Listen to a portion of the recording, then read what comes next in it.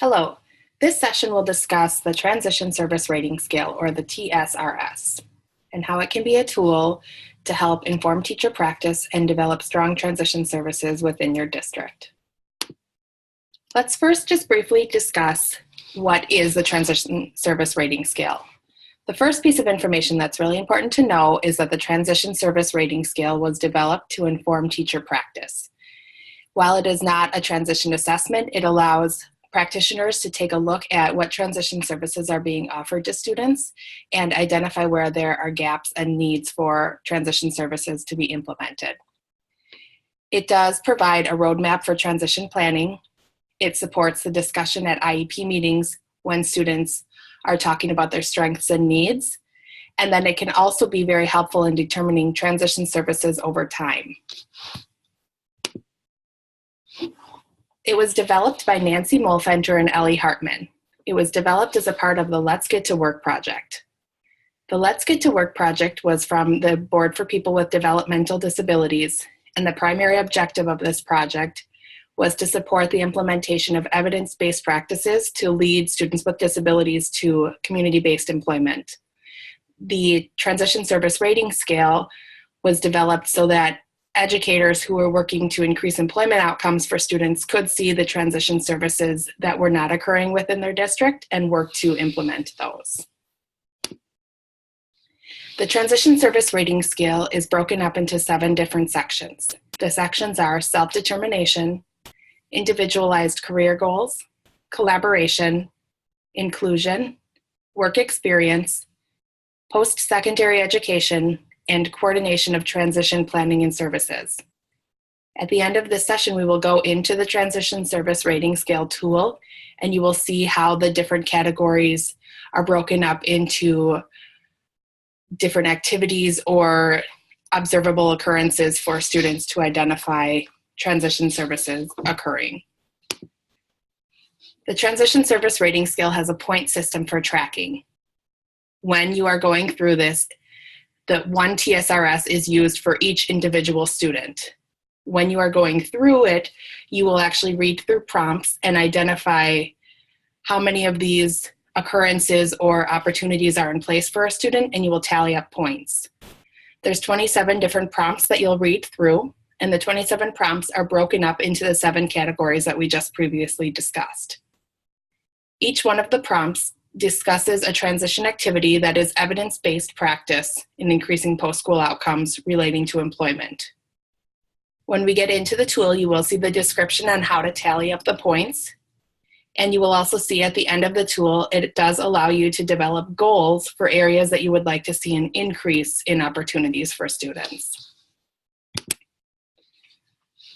The Transition Service Rating Scale was developed to be used over time to first identify a baseline and then work to measure growth that is occurring for students. The intended frequency for using the Transition Service Rating Scale is 2 to 3 times per year, and that gives the teams the opportunity to celebrate opportunities that students are having and seeing growth in the opportunities that they're providing students. If you plan to use a 2-timed approach, you will collect your baseline in the fall, and then you will measure growth in the spring. If you plan to use the 3-timed approach, you will, again, gather your baseline information in the fall, but then you will collect data for growth in the winter and the spring.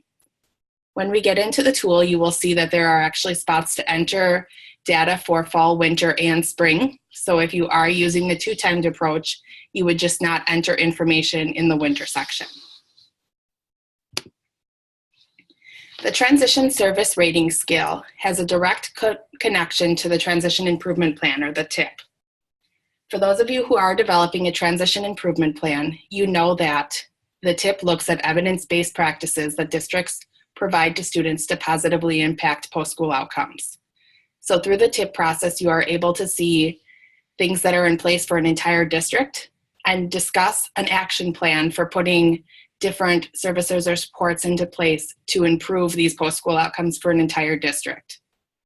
The work that you do with the Transition Service Rating Scale then gives you the opportunity to see how these evidence-based practices that you're putting into place are directly impacting the students that you're serving. Now we are going to switch screens, and I'm going to log on to the Wisconsin Transition Improvement Plan page to show you the tools for the Transition Service Rating Scale.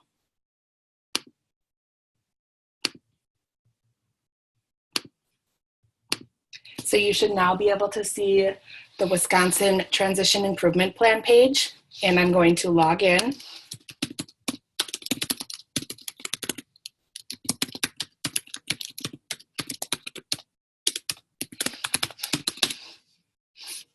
And when you log in, you should see the My Toolbox in yellow right at the top of your page. I'm going to go into the practice team, and I simply get to my plan by clicking the Edit button under my team name. Once I'm on this page, which brings me to my Transition Improvement Plan, I can scroll down and I will click the red tab that says Transition Service Rating Scale. In here, you are able to see the tools related to the Transition Service Rating Scale. You first have the full document, which has the directions, the observation form, and the scoring rubric. Next, you have just a one-page document providing the Transition Service Rating Scale instructions. Finally, you have a Transition Service Rating Scale blank observation form. First, I'm going to jump into the full document, which is going to give you the opportunity to look at the instructions as well as the goal page. I'm just going to scroll down to the instructions. And when you get to the instruction page, you'll see it first gives you, again, the background of what are the 7 categories that you're going to be rating. It gives you the purpose of the tool, and then it discusses the point system. What you'll need to do when you get into the tool itself is read the prompts and identify the individual student's experiences over time. It'll give you the opportunity to award points for each instance of a student engaging in the activity that's described. And some of the prompts will discuss a secondary criterion of awarding additional points if the students have demonstrated a stronger impact on any of the categories described. So let's go through an example. This comes from the section of self-determination. And in the first example, we have a student practicing sharing information about his disability. And the prompt tells us that he has shared this with 2 different special education teachers, as well as 1 general education teacher.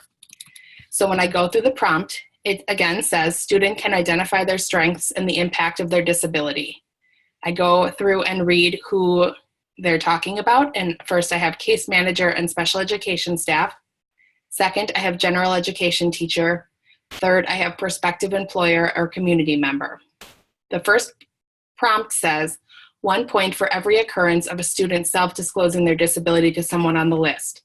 So I award 3 points knowing that the student has shared information about his disability with 2 special education staff and 1 general education teacher. My secondary criterion then says add 1 extra point for each time the student self-disclosed their disability to a general education teacher or a prospective employer. So I award 1 additional point, and to total these up, I would have a total of 4 points. Let's go through one more example to take a look at the secondary criterion again. So we're going to go with the same example of self-determination. However, this time if you read in the prompt, the student disclosed their disability to 1 special education teacher, 1 general education teacher, and 1 prospective employer or community member. So when I read my first prompt, it says 1 point for every occurrence the student self-disclosed their disability to someone from the list, for a total of 3 points. And then add 1 additional point for each time the student self-disclosed their disability to a general education teacher or prospective employer, for 2 points. When I add that together, I get a total of 5 points. So when you're going through these different examples, you just want to read the prompt and identify how many points the students have earned. As you scroll through the rating system, you can see the questions and prompts are right there, as well as a place for you to tally each of the prompts. When you get to the end of the assessment, you will see a place to tally up each of the different sections. And then at the bottom, it provides you the opportunity to develop transition service goals based on the sections that you identify having the most need for your district or the students that you're serving.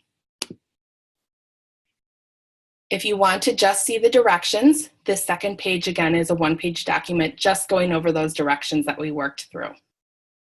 The third document on this page brings you to a blank observation form. Here on the far left side, you can see the same prompts that we went through in the examples.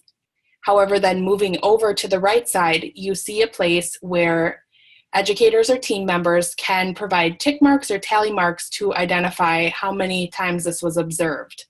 So this provides the team the opportunity to create a running record from first the established baseline and then moving forward, how many times they've seen the behavior or the observation of the student. This is not a required form, however, it does provide a new opportunity for teams to look at how they want to tally their points. If you go back to the page that is marked TSRS and observations, you can also select a worksheet tab. On the worksheet tab is where you will enter the information for each individual student. So I'm going to show you how to do that. First, you will just need to select new worksheet, and you'll create one for each student. You have the opportunity then to enter your name or whoever it is that's scoring this. And then it says TSRS student ID. Here you will not want to put any identifying information about a student, so you would not want to use a school-assigned student ID. However, you want to assign a number that would be paired with that student since you will be doing multiple observations throughout the year. We'll call this student number 9. You can enter information about their age and their grade. When you are seeing it, when you are going through and entering the information, you will see the prompts the same that you did on the scoring form or on the tally mark form that we just went through. So this is our first example. Student can identify their strengths and the impact of their disability to case manager and special education staff, general education teacher, and prospective employer. So if you remember from our first example, we knew that we had a total of 4. So I will enter that in the first box for our first observation period. We then went through another example where the student earned a total of 5 due to sharing information also with a prospective employer. So I will enter that in the third observation period.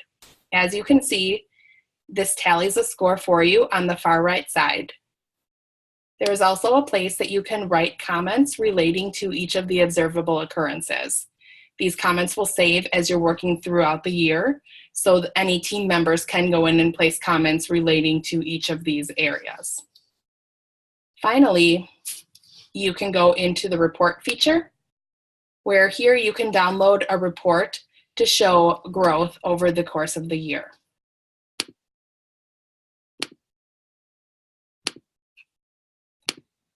Those are the Transition Service Rating Scale tools, again, which can be found on the Wisconsin Transition Improvement Plan website. Thank you for participating in the Transition Service Rating Scale training.